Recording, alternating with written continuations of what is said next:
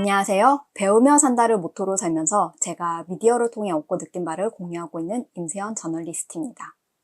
제가 기자 일을 하면서 정말 많이 다뤘던 주제가 하나 있어요. 어쩌면 이쪽 일을 하는 기자 중에서 이 주제로 가장 많은 특집 기사를 써본 사람이 저일 수도 있습니다. 바로 극장영화, 특히 한국 극장영화의 위기라는 토픽인데요. 제가 정말 이걸 코로나 이후에 체감상으로 거의 분기별로 썼거든요. 지금이 극장영화 위기인가? 2023년 상반기의 위기였냐? 하반기의 위기였냐? 2024년 여름 시장의 위기였냐? 거의 이런 템포로 이젠 정말 그만 좀 쓰고 싶다는 생각이 들 정도로 진짜 많이 썼거든요. 근데 기사의 형태로 다룰 땐 박스오피스 분석과 실제 영화산업 종사자들 취재를 바탕으로 한 딱딱한 리포트를 많이 썼다면 오늘 영상에서는 이 주제가 아니라 거기에서 파생된 토픽을 좀 더 가벼운 편한 톤으로 다뤄보려고 합니다.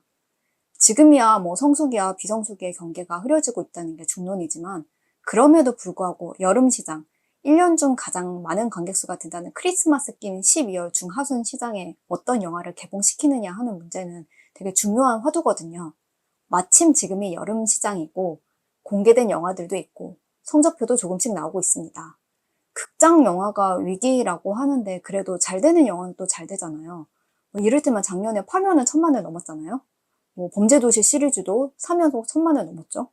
안 되는 영화는 왜 안 되고 되는 영화는 왜 되느냐 라는 파생 질문이 생길 수밖에 없습니다. 오늘은 이 주제를 다뤄보려고 합니다. 극장 영화의 위기라고 하면 가장 많이들 원인으로 지목하는 게 두 가지 요소가 있죠. 티켓값 상승 그리고 OTT입니다. 이건 새삼스럽게 제가 말하기도 민망할 정도로 다들 지적하신 문제라서 짧게 얘기하자면요. 예전에는 통신사 할인받으면 5,000원, 6,000원 이렇게도 영화를 볼 수 있었으니까 영화가 좀 별로여도 가성비 좋게 에어컨 바람 쓰고 시간 때우러 간다는 생각으로 영화를 많이 보던 시절이 있었잖아요. 근데 지금은 아니죠. 지금은 티켓값이 체감상 2배는 올랐습니다. 15,000원, 16,000원 이렇게 잡아야 하는데 친구랑 가거나 애인이랑 데이트하거나 하면 거기에 2배죠. 그리고 집에서 화장하고 머리 말리고 그렇게 준비하는 시간, 극장까지 왔다 갔다 하는 시간, 앞뒤에 밥 먹는 시간까지 합치면 한 7시간 정도 잡아야 합니다. 돈은 둘이 합해서 한 7만 원 이상 깨지겠네요.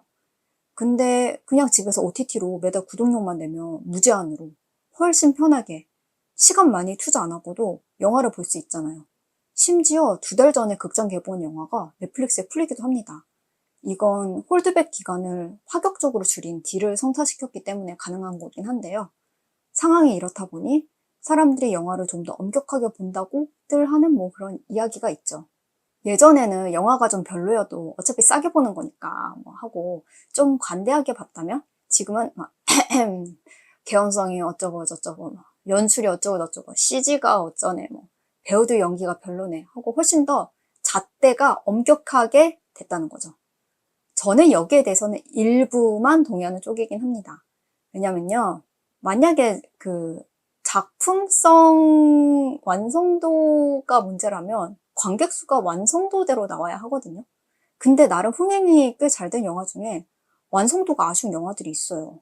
그러면 관객이 엄격해져서 극장 영화 위기가 왔다는 말이 성립이 안 되잖아요. 제가 영상으로 한번 다룬 적도 있는데 바이럴 마케팅으로 유명한 바이포앤 스튜디오가 배급하는 그런 영화들을 살펴보면 히트맨이 올해 설 연휴 개봉 영화 중에 제일 잘 됐거든요. 200만 넘었어요. 근데 CGV 에그 지수가 82 정도 됐습니다. 대중영화가 코미디 영화가 이 정도 수치면 절대 좋은 게 아닌데 영화가 그래서 잘 됐죠.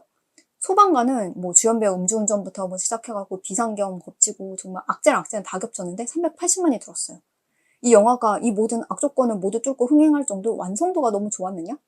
물론 히트맨 2보다는 좋았다고 생각하지만 어마무시한 완성도를 자랑해서 결국 입소문이 나버린 그건 아니거든요. 오늘 밤 세계에서 이 사랑이 사라진다 해도 이 영화도 완성도가 너무 높아서 입소문이 나고 그래서 100만을 넘었을까요? 전 그렇게 생각하지 않습니다. 제가 말하고 싶은 건 지금 영화가 잘 되고 말고를 결정하는 건 단순히 그냥 잘 만들면 돼. 너네가 너무 못 만드니까 한국 영화가 잘 안 되는 거야. 라고 할 수 있는 차원은 아니라는 겁니다. 그걸 바이포임 스튜디오의 영화들이 너무 잘 증명해 버렸어요. 그럼 뭐냐? 오세이사는 그냥 그 영화에 대한 반응 하나였어요. 개슬퍼.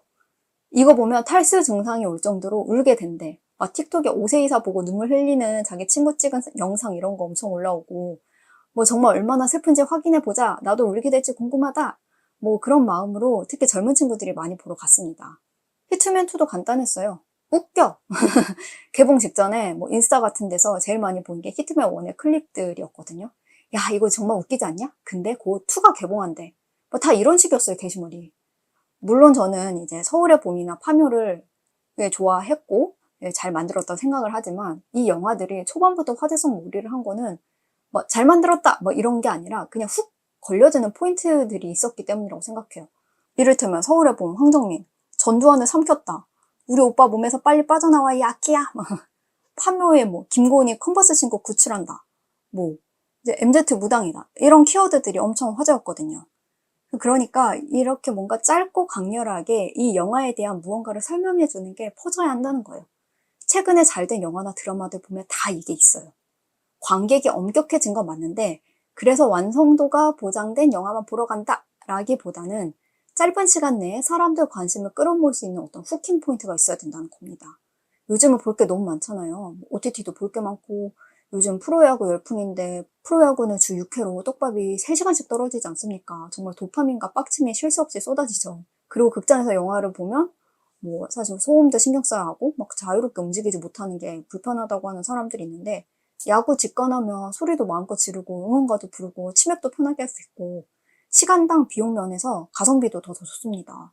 또 몇 년 전에 제가 일반 관객분들 몇 명을 이렇게 모아놓고 대담을 진행한 적이 있는데요. 그때 한 패널분이 좀 인상적인 말을 해줬어요. 이게 모텔 대실이랑 비교를 해주시는 거예요. 모텔 대실을 하면은 그 시간에 영화도 마음껏 볼 수 있고 뭐 편하게 볼 수 있고 근데 그 비용이랑 극장 하루 갔다 오는데 드는 비용이랑 비교하면은 모텔이 훨씬 싸게 먹힌다는 거죠. 이렇게 더 이상 가격 면에서 경쟁력이 없는데 왜 극장을 가겠냐라는 말씀을 하시는데 이거 좀 새로운 시각이었습니다. 사실 영화의 진짜 라이벌은 프로야구, 뮤지컬 이런 거라고 전 생각하긴 하거든요. 요즘 뮤지컬 시장도 호황이고 뭐 국립현대미술관 이런 데 다니는 층도 있는데 이 모든 라이벌들을 뚫고 극장에서 영화를 보러 가야겠다는 생각이 들려면 나의 이 떠도는 관심사를 혹하게 할 만한 도파민이 필요하다는 거예요. 근데 그게 되게 단순한 계기일 수 있어요. 육서 엄청 웃기대. 김고은이 컨버스 신고 그 타는데 막 미쳤어. 아, 파묘? 나 그거 봤는데 뭐 후반부부터 전개가 좀 특이해져. 호불호가 갈린다. 그게 뭔데? 나는 파묘가 호인지 불호인지 확인해봐야지. 하다못해 아트하우스 시장도 똑같아요. 이동진 평론가 별점 만점 줬다. 이거 뭔가 타이틀 뽑기 되게 좋지 않나요? 인스타그램에서 이렇게 돌아다니는 이미지로? 이런 게 중요하다는 거예요. 마침 그런 타이틀로 홍보가 됐던 존 오브 인터레스트가 잘 됐죠. 드라마도 똑같아요. 선지없고 튀어. 변우석이 엄청 설렌데 요즘 다 변우석 때문에 난리래. 폭삭 소가수다? 제 주변에선 진짜 하나만 얘기했습니다. 야, 그거 진짜 슬프대. 난 너무 많이 올까봐 못 보겠어. 어떤 우리의 원초적인 본능과 감정을 건드리는 무언가가 훅 하고 걸려드느냐 마느냐가 관건이었던 거예요. 그리고 그걸 본 사람들끼리 우리는 이 밈을, 이 유머를 이해할 수 있다는 유대를 형성하게 해줄 수 있느냐 마느냐. 이것도 되게 중요해요. 그러니까 친구들끼리 모였을 때 막 땡땡땡 본 사람이라는 집단 안에 들어가서 같이 수다를 떨 수 있다는 어떤 효능감을 줄 때 뭐 하다못해 뭐 SNS에서 관련된 짤이 올라왔는데 나 빼고 한 500명이 웃고 있어요. 이럴 때 왠지 나도 봐야 할 것 같은 그런 기분이 생긴단 말이죠.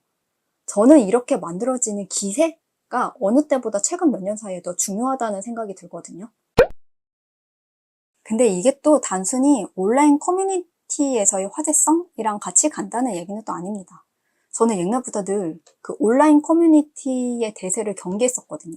지금은 이런 표현이 좀 사라진 것 같은데 20년 전쯤에는 명품 드라마라는 말이 되게 유행했어요. 이게 뭐냐면 시청률은 낮은데 잘 만들었고 매니아들이 많은 드라마들이 보통 그렇게 불렸었거든요. 그러니까 커뮤니티만 보면 시청률 30, 40% 나오는 드라마보다 더 반응이 뜨거운데 실제 시청률 아닌 거예요. 막 5% 이런 거예요. 제가 이런 명품 드라마들을 많이 봤고 좋아했기 때문에 잘 알아요. 또 이게 무슨 문제가 있으니까 불매한다, 안 본다, 뭐라고들 커뮤니티에선 되게 뜨거운데 잘 만드는 경우도 많았죠.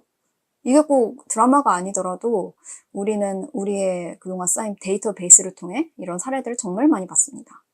근데 최근에는 불매를 하든 뭐 무슨 안 좋은 이슈가 있든 뭐 팬들이 영업을 하든 어떤 그런 거에 신경 안 써서 마이웨이로 적당히 시간 때우기 위해 극장에 가는 사람들의 수 자체가 엄청 줄어들고 전체 파이 자체가 줄어들면서 이 어떤 훅 하는 포인트에 신경 쓰는 소비층의 존재감과 영향력이 상대적으로 커진 것 같아요. 그리고 이분들 사이의 민심이 이를테면 뭐 온라인 커뮤니티 그대로 간다는 건 아닌데 온라인 커뮤니티에서 시작된 어떤 화제가 커뮤니티 인기 게시물 염탐하면서 거기에 있는 거 적당히 베껴다가 인스타나 뭐 유튜브에 올리는 업로더들 있죠. 그분들 눈에 들고 그게 쇼츠로 막 퍼지고 하면 이건 좀 파급력이 생기고 실제 결과, 수치상으로 영향을 줄 때도 있는 것 같아요. 이 경계가 정말 미묘한데 이런 것도 제대로 분석하신 어떤 데이터 전문가들이 있겠죠? 저는 꽤 괜찮게 봤는데 생각보다 관객이 안 든 영화가 있었어요. 최근에 비공식 작전이 그랬거든요. 개인적으로는 캐스팅 조합이 좀 달랐으면 어땠을까 이런 생각을 하긴 했어요. 그러니까 하정우 씨 뭐 최근에 수리남에서 좋았고 뭐 저는 주지훈 씨 나온 중증외상센터 재밌게 봤고 거기서 배우도 좋았거든요.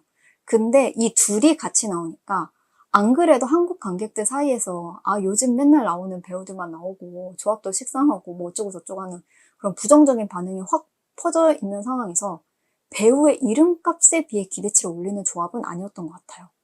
왜냐하면 우리는 이 둘의 조합을 신감께서 봤었고 그리고 왜인지는 모르겠는데 그보다 더 많은 작품에서 같이 이 둘이 나왔었던 것 같은 그런 느낌이 있거든요. 그러니까 그동안 두 분의 출연작이 비슷한 결이라고 받아들이는 사람들이 있어서일 수도 있어요.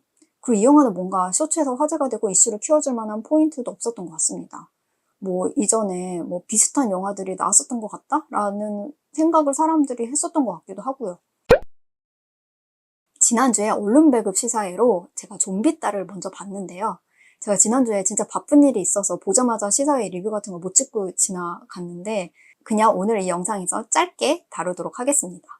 영화 보자마자도 했던 생각은 손익분기점은 넘을 것 같은데 반응이 막 천만 가까이 찍은 엑시트 정도까지는 아닐 것 같다 였습니다. 그러니까 왜냐하면 이 영화는 중반까지는 코미디 그리고 후반부에는 심파, 부성애 이렇게 가는데요. 제가 645를 재밌게 봤었으니까 그냥 645 예를 들게요. 중반까지는 645처럼 코미디를 가고 후반부에는 7번 방의 선물이 되는 영화예요. 그러니까 쉽게 비유하면 전문가 별점보다는 대중 반응을 노린 영화입니다.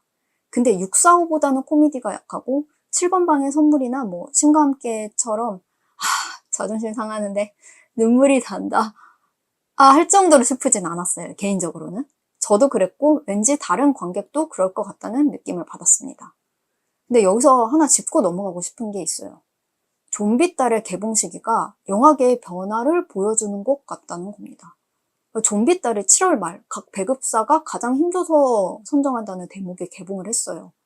예전 같았으면 다른 영화 주연 맡을 수 있는 배우들 한 4명 정도 포진했고 일명 멀티캐스팅 제작비 엄청 들어간 블록버스터가 개봉했을 자리인데 상대적으로 허리 영화에 해당하는 좀비 딸이 개봉을 했습니다. 여기서부터는 저의 뇌피셜인데요. 좀비 딸은 두 가지 키워드를 밀고 나갈 수 있는 영화예요. 조정석 나와 개웃겨 그리고 후반부 심파 좀비 딸 보면 엄청 울게 된대 슬프대 되게 단순하고 원초적인 감정으로 키워드를 잡아서 밀고 나갈 수 있는 영화예요. 또 조정석 씨가 유쾌하게 나오는 뭐 엑시트, 파일럿 쭉 잘 됐으니까 엑시트, 파일럿 그리고 좀비 딸까지 잘 된다라고 어떤 기세로 밀어붙일 수 있는 것도 있겠죠. 그래서 유리하다고 생각하지 않았을까요? 이 영화가 개봉 직전에 기세를 되게 잘 탄 걸로 보이거든요. 근데 실제 관객들에게 공개되고 나서도 이제 만족도가 어쩔 것이냐, 뭐 새로운 밈이 탄생해서 입소문에 박차를 갈 수 있을 것이냐 등등은 이제 결과를 봐야 알 수 있겠죠. 아마도. 또 이 와중에 바이포엠 스튜디오의 여름시장 배급작 층간소음 스릴러 노이즈가 관객수 160만을 돌파했습니다. 노이즈가 인스타에서 바이럴되는 포인트 엄청 간단합니다. 아, 개무서워. 요즘 영화 시장은 이런 포인트를 어떻게 잡아내고 퍼뜨리고 각인시키느냐의 경쟁이라는 생각이 드는 요즘입니다. 어쩌면 노이즈가 전독시보다 최종 스코어가 잘 나올 수도 있을 것 같습니다. 몇 년 전에 645가 외계인보다 잘 된 것처럼요.